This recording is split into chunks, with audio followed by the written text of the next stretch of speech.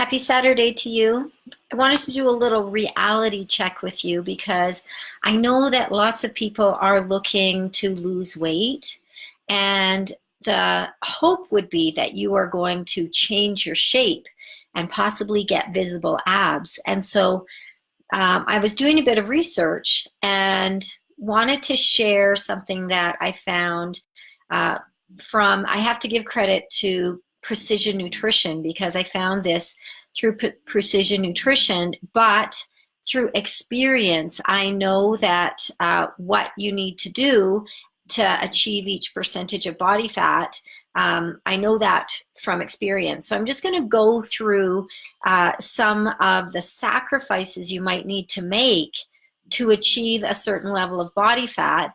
And I want you to really think, is this worth it? Because I'm all about balance. And sometimes we get to a point of diminishing returns whereby we might be able to achieve a specific level of body fat or leanness, but we don't have much of a life. So in order to get visible abs, most of us are going to have a pretty strict lifestyle. So let's start off with the highest percentage that I'm going to talk about, and that's 20 to 22% body fat. And for most people, that's pretty low.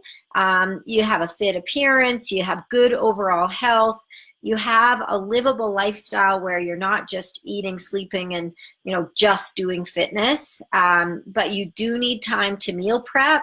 You might need a coach, a physical coach or a nutrition coach. You have wiggle room in your diet for probably 1 or 2 alcoholic drinks a week and a couple desserts. But for the most part, you are probably not even 80-20, you're probably a 90-10. 90% of the time you're on your game. 10% of the time, you have a little wiggle room. Keeping in mind that everybody is coming into the game with different genetics and a different metabolism. And I would say that this is kind of where I sit on the regular, between 20 and 22%. If you follow me on Instagram, I kind of did a 3 picture.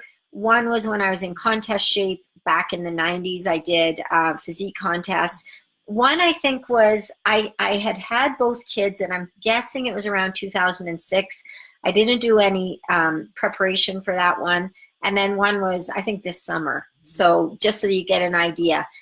So I think this summer, I would say I'm probably between 20 and 22%. So if you wanted to be 16 to 18% body fat, this is going to be extremely lean. I would say that this is a lot of the bikini models that you're seeing on social media. They still have good health. They probably don't have many cravings because they have a pretty balanced diet. It can be difficult in social situations because there's not much wiggle room in terms of diet. Your hobbies are probably all fitness related. Your carbs are probably reserved for after your workout. Not to say that you don't get carbs, but they're very strategically placed.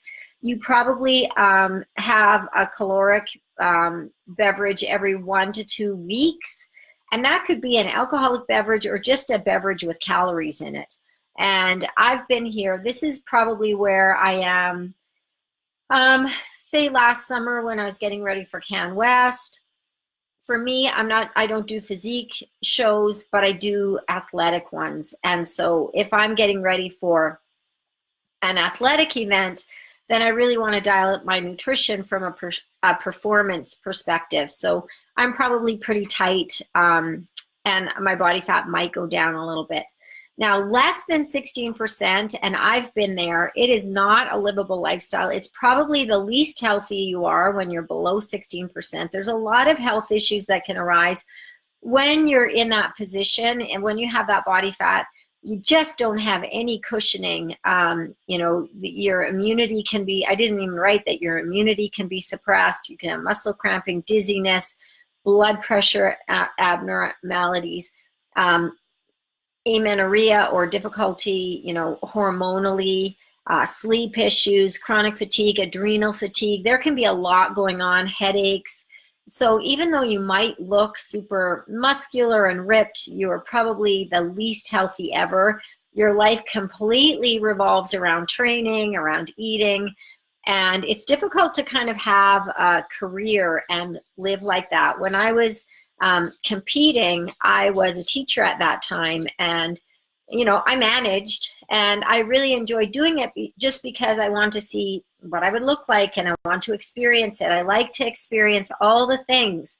And so I can speak from experience when I say this is a difficult body fat percentage to maintain.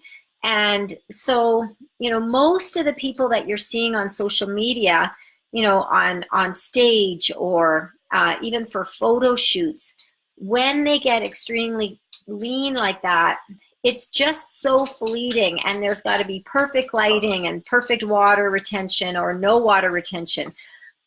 So the reason mostly I'm doing this post or this Facebook Live is to help you manage your expectations, because I like to prioritize health first. And, when you're healthy, the weight loss is going to happen, but you might not get those shredded abs. I'm not saying that it's not going to happen, but you might not be wanting to sacrifice what's needed to sacrifice to get those abs and to maintain those abs, because there's very little fun or wiggle room when you're getting those abs. There are some people that are just genetically more gifted than others in the ab department, or some people that are just genetically leaner.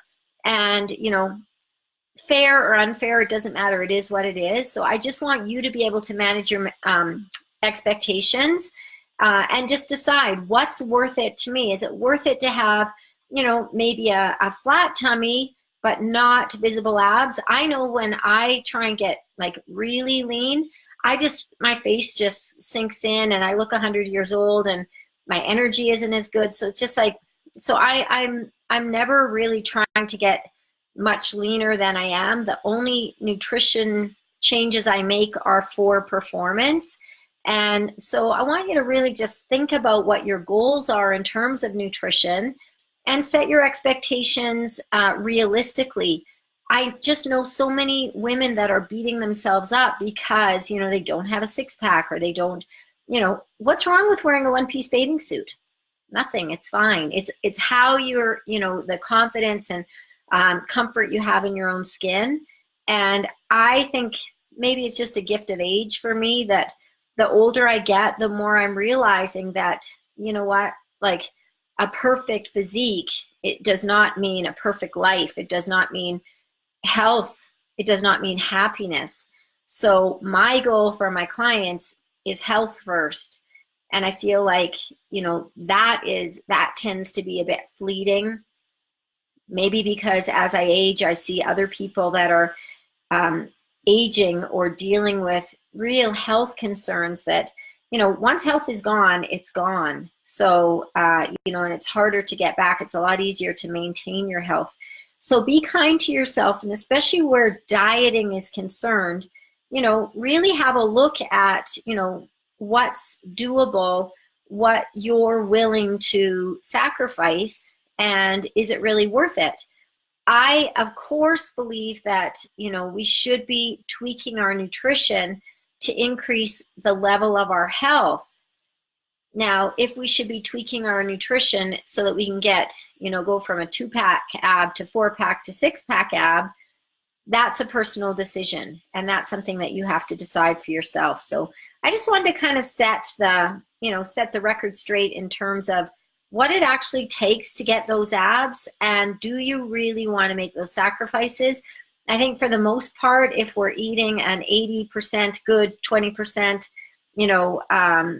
little bit of wiggle room in our nutrition plan, we can be having a healthy diet. If we want to be dropping weight, we probably need to go a little more 90-10 until we're at the weight that we're happy with. And I'm not saying that we need to be calorically restricted. I just think we need to be tweaking our macros so that we're, having a healthy balance between carbs, fats, and proteins, not eliminating any of those macro food groups. And prioritizing health first. So I got to go tell the dogs to be quiet. Anyway, just wanted to tune you in a little bit on body composition and what it takes to achieve it. Have a happy Saturday.